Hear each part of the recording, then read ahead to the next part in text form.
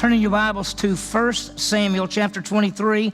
We're continuing, of course, our study on the lives, really, of 1 Samuel, seeing David and Saul and Jonathan. And it's a great book. We've been going verse by verse, passage by passage, and that's what we do. We go what we call expository teaching. And so we're seeing these events. So we know that the Bible tells us that the things that were written in the Old Testament were written for our instruction. So we're learning and seeing things from the life of David and Saul and Jonathan. And we see really a contrast between these first two kings. Saul is the king now. We call him the present king. He's been rejected by God as the king. He's a man after the flesh. He lives for himself. He's tried to kill David. He's tried to kill Jonathan.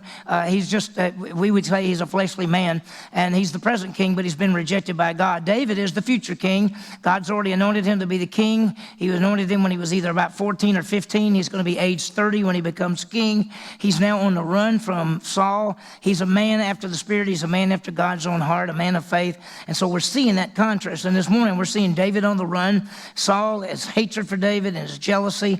And it just seems that David stays one step ahead. And what we see this morning as we look at our passage is we see God's protection of David. And he's always there. God's plan is that David's going to be the king of the nation of Israel. He's been anointed, and one day that's going to happen. Now, as we look at this section, we're going to see that David inquires of the Lord. What does that mean? What does he do? And how does he get revelation from God or information from God? And I'm going to take just a few minutes in the message. We're going to talk about knowing God's will. It's just sort of a little bit different, and I just wanted to throw that out as we get into it. We'll see it as we go through it. Well, there's a great truth, and it's found in the Bible, and it's found in Hebrews 13, of course, that Jesus Christ said, I'll never leave you or forsake you. What should you fear? We don't ever have to be alone, and we never are alone. Jesus told his disciples, he said, go and make disciples. I'll be with you to the end of the age.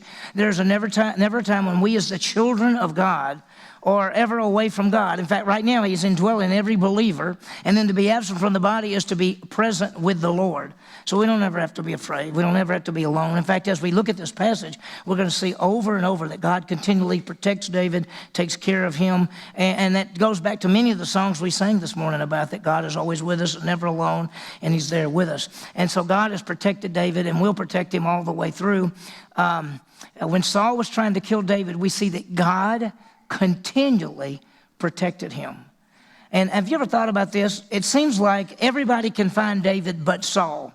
The 400 men joined David. Jonathan found David. David's family found David. But Saul can't find David.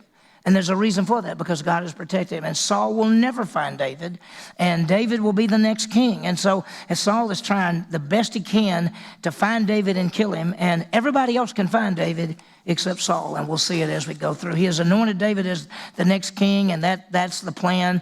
And we're going to see God's comfort and protection for David. And we can say the same thing for us. We think we go through life, and we say, gosh, we come together and we're worshiping, and it's a great time, and we're singing, and we're gathered together, and we feel safe and secure.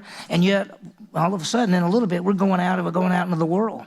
And we're never alone. He'll never leave us or forsake us. What should we fear? Well, as we begin this morning, we're in chapter 23. David's on the run from Saul. He's in the southern part.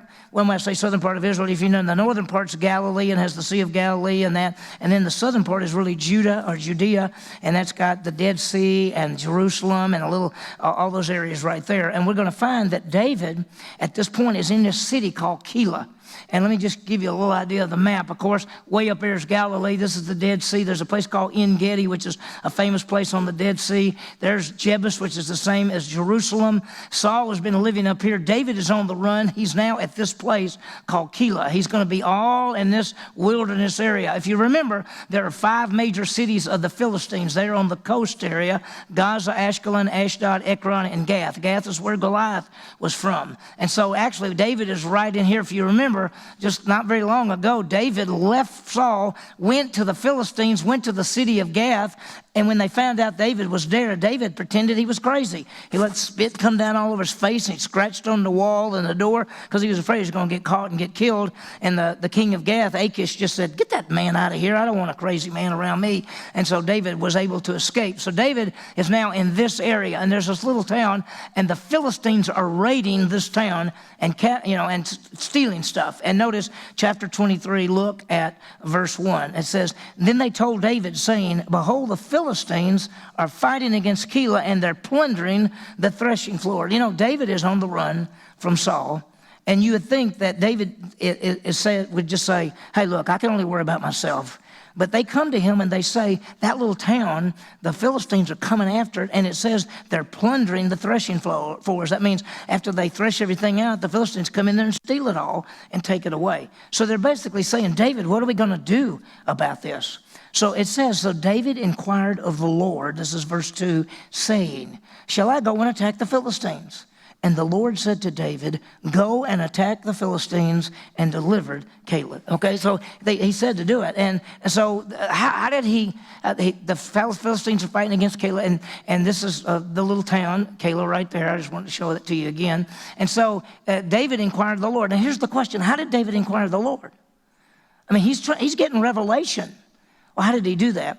Well, you understand that if you look at verse 6, it says when that priest was with David, he had the ephod. Now, ephod is sort of like a little jacket, but the priest had this thing on the front of their robe, and it had little pockets. And they think there was a thing called Urim and Thummim, and we don't know what they were. Some people think that they're like little stones or little pieces of wood or something. Somehow, God communicated with his people using the Urim and the Thummim. We don't know how he did it, and it wasn't just yes or no. It wasn't like they threw them out and is this a yes answer or no answer, because we get answers where he'll say, go and do something. So we don't know how he inquired and how God spoke to him somehow using this, but we're going to see later on he uses the ephod to find this out. So David has his 400 men, and they decide, basically God says, go and attack the Philistines and deliver the city. So that's his plan. He's ready to go do that. But notice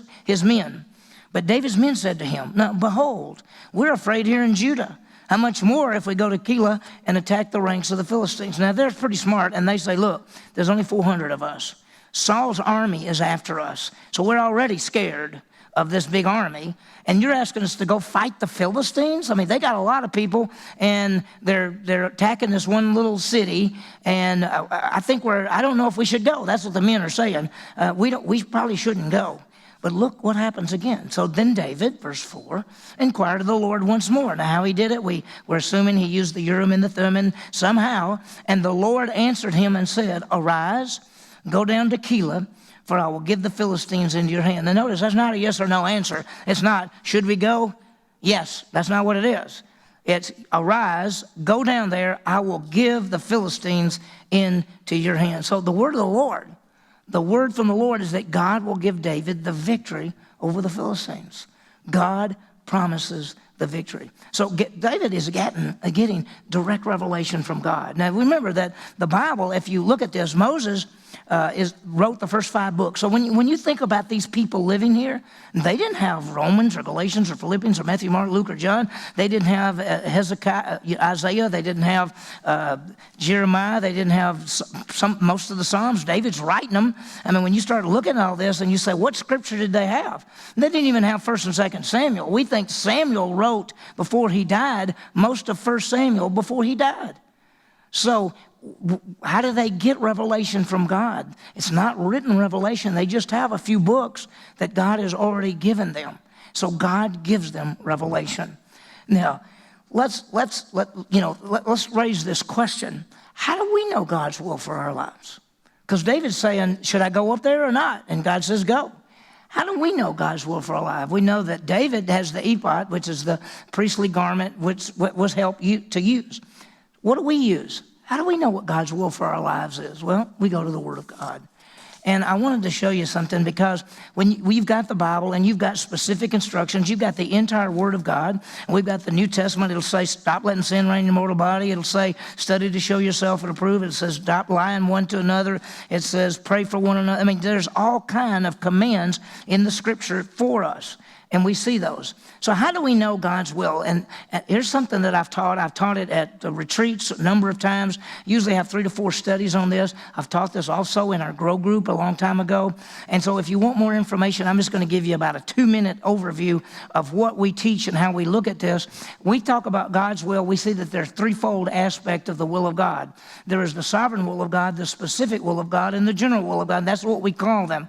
The sovereign will of God is that God is working all things according to the counsel of his will. He is working everything. And so, and the truth is, God has a plan, and he's working all of humanity, all of his plan, and it's going to happen. And he doesn't necessarily tell us his sovereign will. In fact, the old saying is, if you want to know God's sovereign will, just look at yesterday, because that was the sovereign will of God. Now, he's told us some things. He said, I've gone to prepare a place for you. When I get it ready, I'll come back and get you. He says he's going to come get us. He's told us there's going to be a tribulation. He's told us it's going to be a kingdom, going to be a new heaven, a new earth. So he's told us some things about the future and his will, but for each of us, he hasn't told you what's going to happen to you tomorrow. And the truth is, you really don't want to know that. You know, you just don't want to know.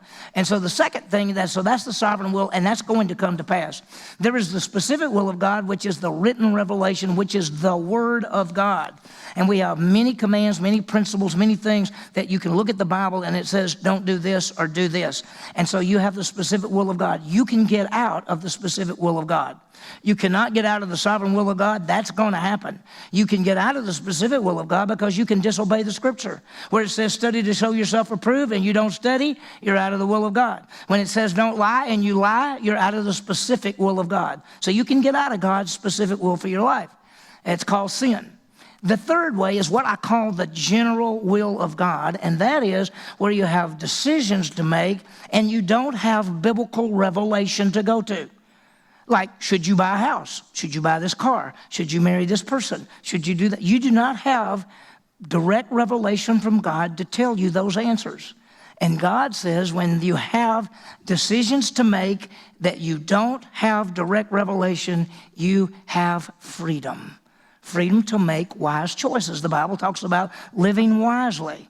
And so when you have a decision to make and you don't have biblical revelation, you have freedom to make wise choices. And that's what we teach. And if you want a lot more information, you can go to those things. Here's our goal. Our goal is to make wise decisions. And you can pray, but we don't pray for direct revelation. We pray for wisdom. That's what James says. If any man lacks wisdom, let him ask of God. We say wisdom. Show me things that maybe I should see. Show me something from the scripture. Help me to make application of what I know. Maybe I could seek wise counsel. Maybe I could look at the circumstances. So we have great freedom. And I know this is a little different than a lot of people teach. A lot of people think that if you got to make a decision, God's going to somehow give you direct revelation and you're going to find that out. I don't see that in the scripture. In fact, I see that he gives you great freedom to make wise choices. And so we'll see that. So when we talk about the will of God, there is the sovereign will of God that will come to pass. There is the specific will of God, which is to be obeyed. And there is the general will of God in which we're to make wise choices. Most of the decisions you make in the general will, they are not right and wrong decisions. It's not a right and wrong issue. That's why you don't have biblical revelation about it, and that's why you can make wise choices. Well, anyway, if you want more information, you can go to the website, and it's under retreats on knowing the will of God. It's also, I think, under the Grow groups, and if not, just go to the topical things and find will of God, and you can find 2 or 3 lessons on that. That's just a lot more information. So what does David do? He inquires of the Lord. God gives him direct revelation, and he says, go down to Keilah. I will give the Philistines into your hands. So look at verse 5. So David and his men went to Keilah and fought with the Philistines, and he led away their livestock and struck them down with a great slaughter. Thus David delivered the inhabitants of Keilah. It was a great slaughter. And we knew it was going to be because God has already said that was going to happen. And we see what God is doing. God is in control and God is directing and protecting David. Now let me stop for a minute and let you know that this little town has a wall around it. Some towns didn't. There were some towns that just were like communities and little country places. And then there were towns that actually had walls around them that were more protected. This town, Keilah, has a wall around it. And we'll find out in just a minute what's going on and how that has information. But the writer, most likely Samuel, goes ahead and tells us some information in verse 6. He says, it came about that when Abiathar, the son of Ahimelech, fled to David at Keilah, that he came down with the ephod in his hand. He wanted us to understand, how has David been getting this revelation? He's been getting it from the ephod, and that's how he did this. Now, watch what happens. Now, let's talk for a second. If you're the people from Keilah, how do you feel about David? You go, wow, he saved our lives. I mean, the Philistines were coming and stealing our stuff and fighting us and everything else. And then David comes with these 400 men and just wipes them out and runs them off and gets our stuff back. We love David. Well, that's what we think, wouldn't you? Wouldn't you say, we love David? Yeah, that's what you would. So what's going to happen? Look what it says, verse 7. When it was told Saul that David had come to Keilah, Saul said, God has delivered him into my hand. For he shut himself up by entering a city with double gates and bars. It's got walls around the city. So Saul summoned all the people for war to go down to Keilah to besiege David and his men. Now Saul found out that David was in that town with his men, and Saul says, get the army, we're going to get David. That's the plan. He's going to go kill David. And I want you to realize something, that Saul thinks that he can capture David. Now, we already realize that he can't capture David. Saul has already been rejected by God as the king. David has already been anointed by God as the king. It just hadn't happened yet. It's going to be some years. David's going to be on the run. But Saul will never be able to catch David because God is protecting him. And God says to me and you that you don't have to be afraid. You don't have to be afraid of anything. I'll never leave you or forsake you. What should you fear? He is always with us. Saul thinks that he can capture David. Let me tell you, if you came to Saul and you said, Saul, tell me the truth, you think David's going to be the next king? Saul would say, yes, he will. He knows. He knows. Why is Saul rejected as king? Because he didn't trust God and he didn't obey God. And I want you to notice God's protection. This is what this chapter is called. In fact, the title of our message this morning was God Protects David. Watch what happens. Look at verse 9. Now David knew that Saul was plotting evil against him, so he said to Abiathar the priest, bring the ephod here, bring it here. And then David said, O Lord God of Israel, your servant has heard for certain that Saul is seeking to come to Keilah to destroy the city on my account. Now, David is praying to God and saying, here's what I hear, Saul's coming. Now, David is not saying, I hear Saul's coming to get me. He's saying, I hear Saul's coming to destroy this town, because he knows that Saul will not just come get David. Saul will come and destroy that whole town. If you remember, not too long ago, it was just a couple of chapters back, that Saul had that man named Doeg kill 85 priests, go into the town of Nob, which was their hometown, and kill every family in there, every child, every infant, every man, every woman, and all of their livestock. Saul is an evil man. And Saul is not just going to come to Keilah and get David. He's going to come destroy the whole city. And David knows that. So David said, bring the ephod here, O Lord, I hear that Saul is coming. And so David is going to ask God 2 questions. And God's going to answer them in the opposite order. David asks question number 1 and then question number 2, and God answers by answering question number 2 and then question number 1. Let's look at the questions. Look at verse 11. Will the men of Keilah surrender me into their hand? Will Saul come down just as your servant has heard? So he asked 2 questions. Will they deliver me to Saul? Will the people in this town deliver me to Saul? Because what Saul's going to do is come to the town, line up around it, say to the people of Keilah, do you all want to die? I'll kill every one of you in there so I can kill David. Or you can hand me David and I won't kill all of y'all. That's his plan. And so he asked, will they deliver me to Saul? When Saul comes, will they deliver me? And the second question is, will actually Saul come just as I've heard? Well, God answers it in backwards order. In other words, he answers question 2 first and then question 1 second. Look what he says, verse 11 again. Will the men of Keilah surrender me into the hand? That's the question. Will Saul come down just as your servant has heard? O Lord, God of Israel, I pray, tell your servant. So God answers. Look at the first answer. And the Lord said, he will come down. He answered the second question first. Yeah, he's coming. He's coming. But what's the second question? Will they hand me over? And he says, and David said, will the men of Keilah surrender me and my men in the hand of Saul? And the Lord said, they will surrender you. if you're David, you go, I just saved these people's lives. I just came up here and stopped the Philistines from killing them and stealing all their stuff, and I ran the Philistines off, and my men have protected them, and when Saul comes, they're going to turn me over. Now, how do you feel about that? I thought they meant we love David. No, they don't. You know why? You know what they love more?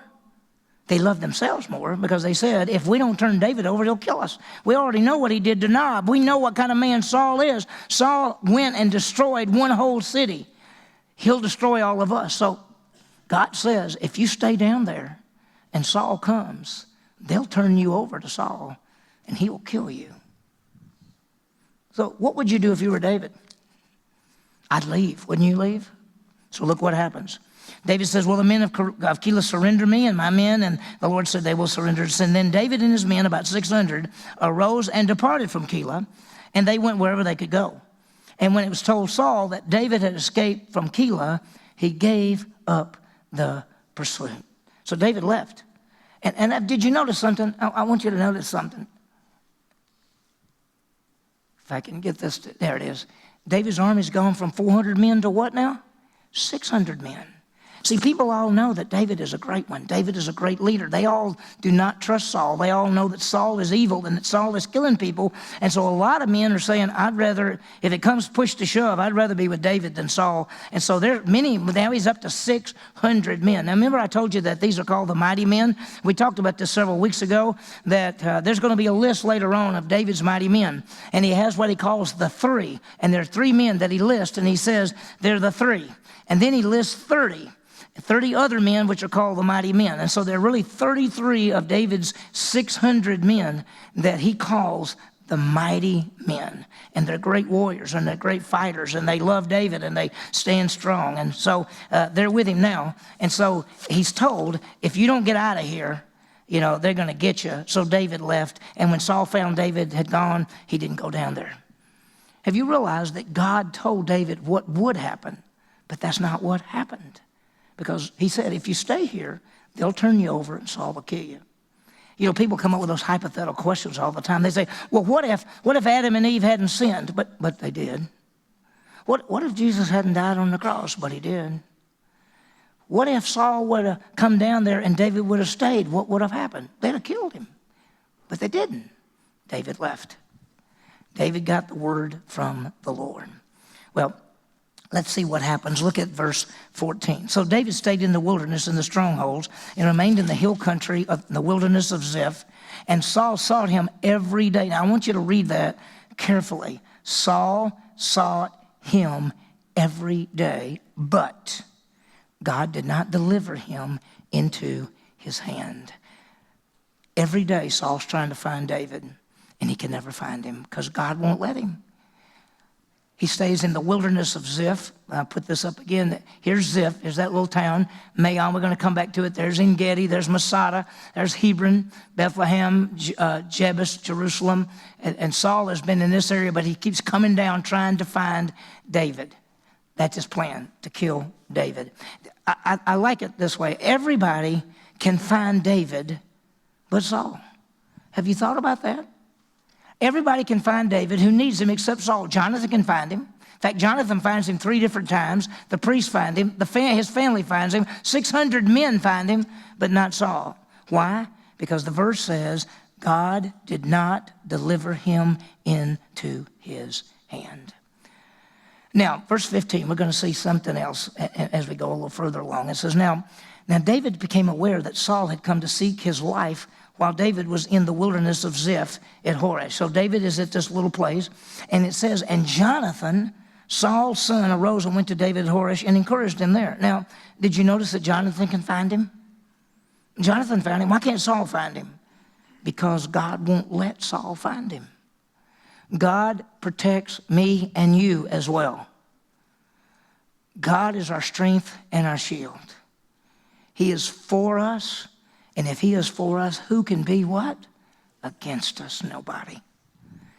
David knows that God is protecting him.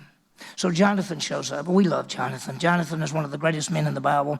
And Jonathan, Saul's son, arose and went to David at Horesh and encouraged him in God. He encouraged him. Now, let me tell you what this word encourage means. The word encourage actually means to get strength. Jonathan came down there and said, David, I love you, man. I know you're running. Don't worry. God's protecting you. God's with you. And let me tell you something. We all need people like that. You need people in your lives. Men, we need other men to encourage us. Women, we need other women to encourage us. We need those kindred spirits, those people who will come in there and encourage us. Every one of the men need a Jonathan. We need each other. And we could see that Jonathan comes in the middle and finds him, of course, and encourages him. And I think one of the great keys is in Galatians where it says, bear one another burden. Every one of you in this room, you got burdens right now. If you're honest about it, and if you'd come up here and say it, and say, tell me what's going on in your life. What is bothering you? What's happening? And every one of us in this room would say, well, I have a friend that this is happening, or I have my mother is this, or I have this happening to me, or I have my uncle this, or I have this at my job. Or every one of us have things that are happening in our lives. We need someone to help us bear the burden. That's why God put us together. That's why he puts us in the body of Christ. That's why we're all in this thing together.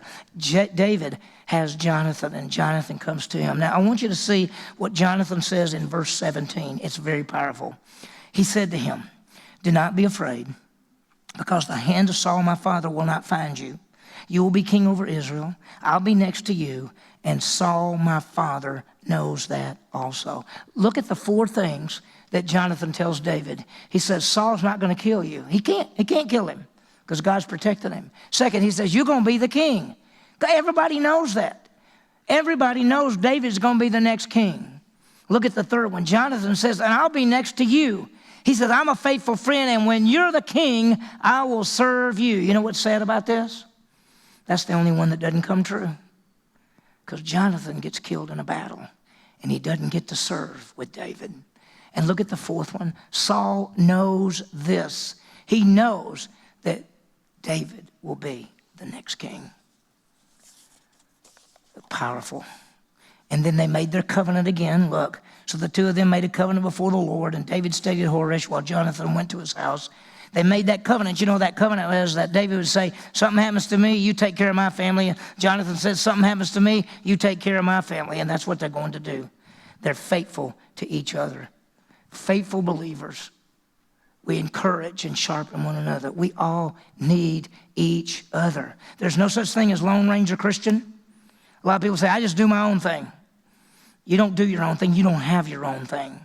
You have the body thing. You have your gifts, difference, and talents, different talents, abilities, and gifts, and all that. And so you're unique and special that way. But God says we all work together. One body, many members. You don't do your own thing. We do our own thing that God has for us. Fellow believers sharpen each other. Well, look what happens. Look at the Ziphites. You know, you have to think about the Ziphites.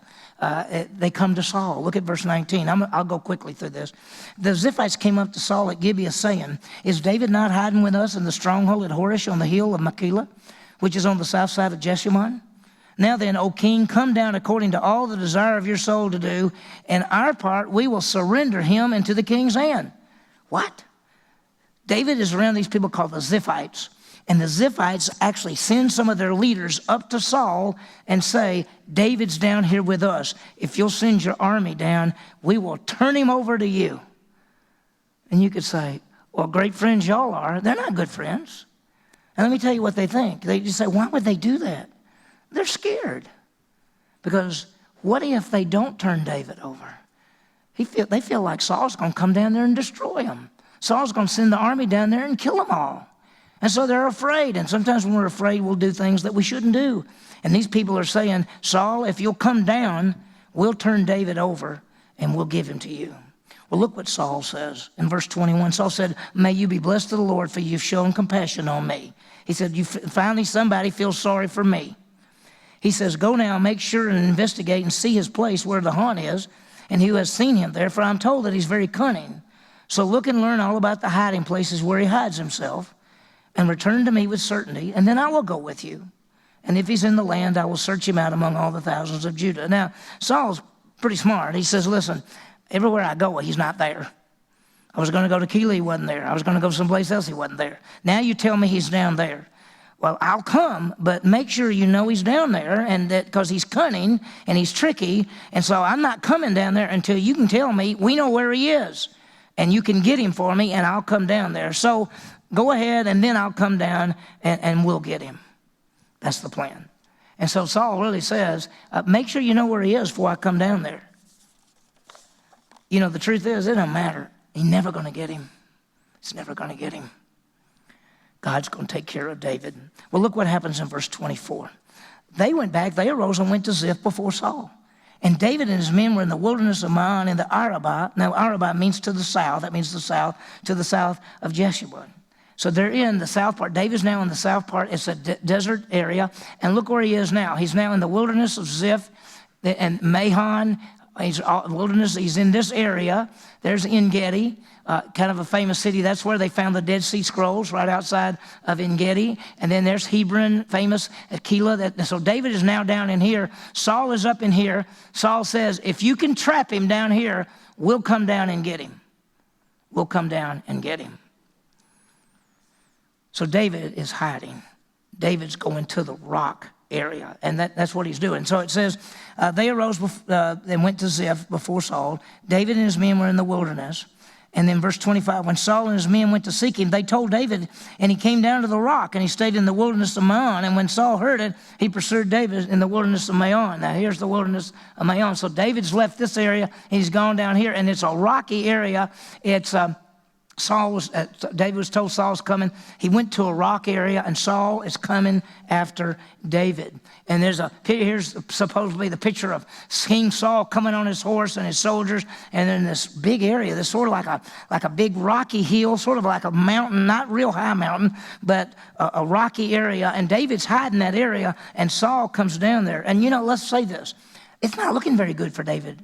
If we didn't know that God is protecting David, we might think, Saul may have caught him.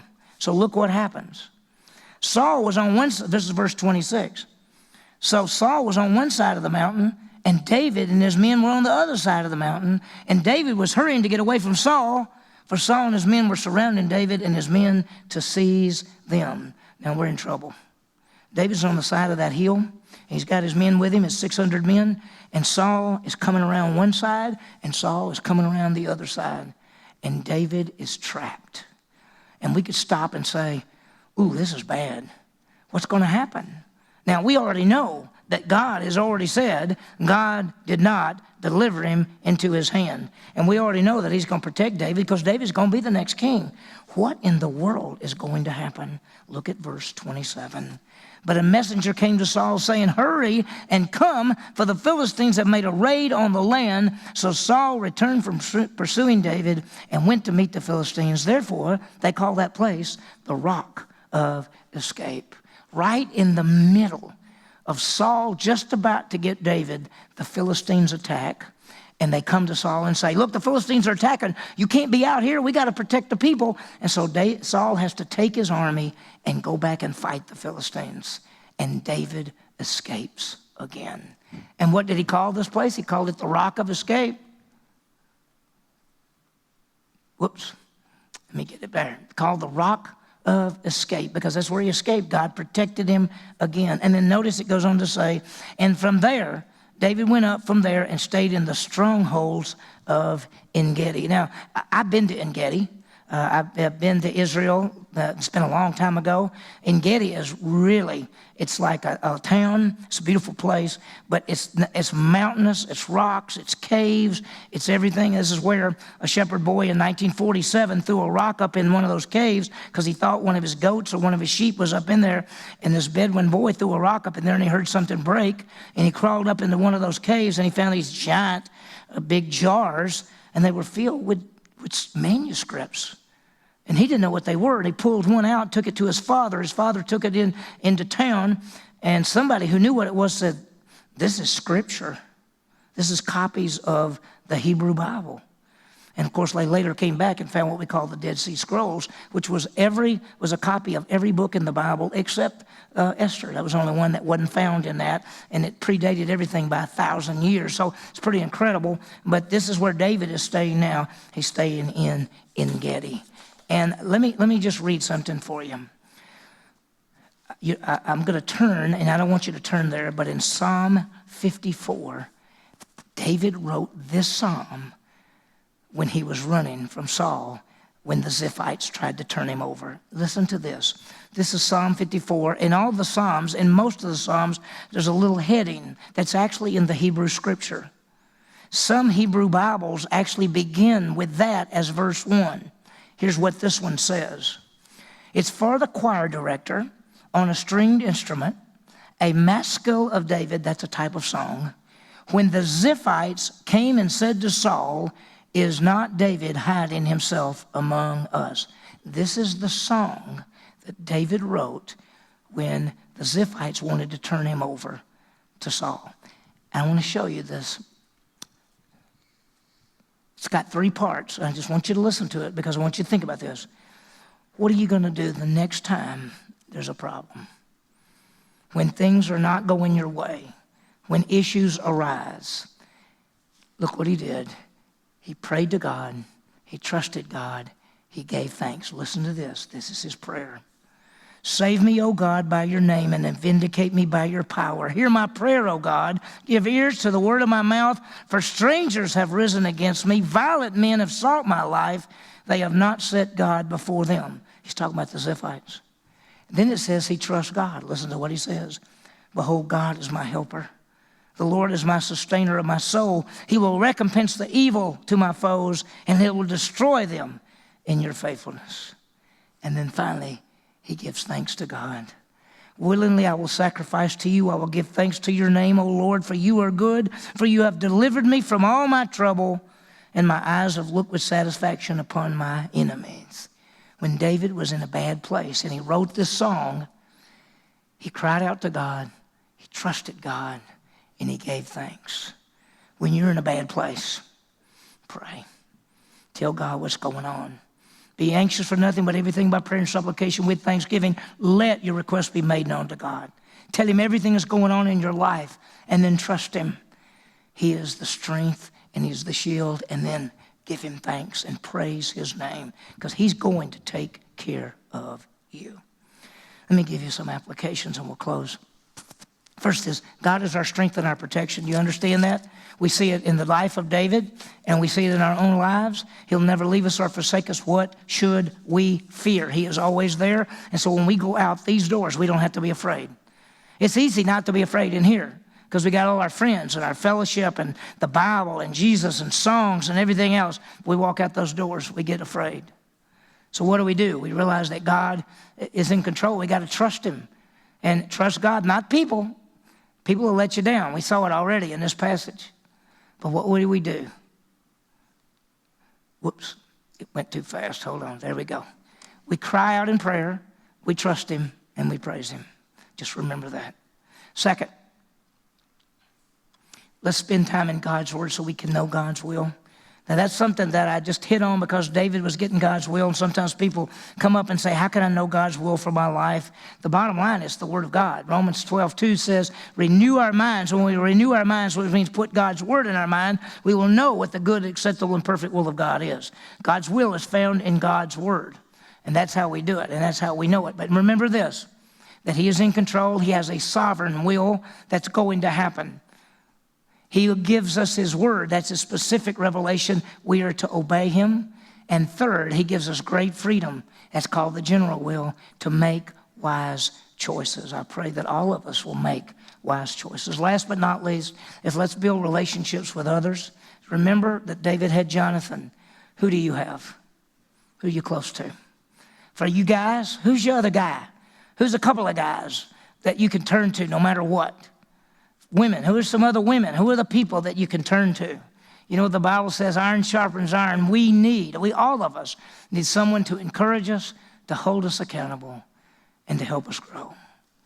So may we rest in God's protection, knowing him and his word, so we can know his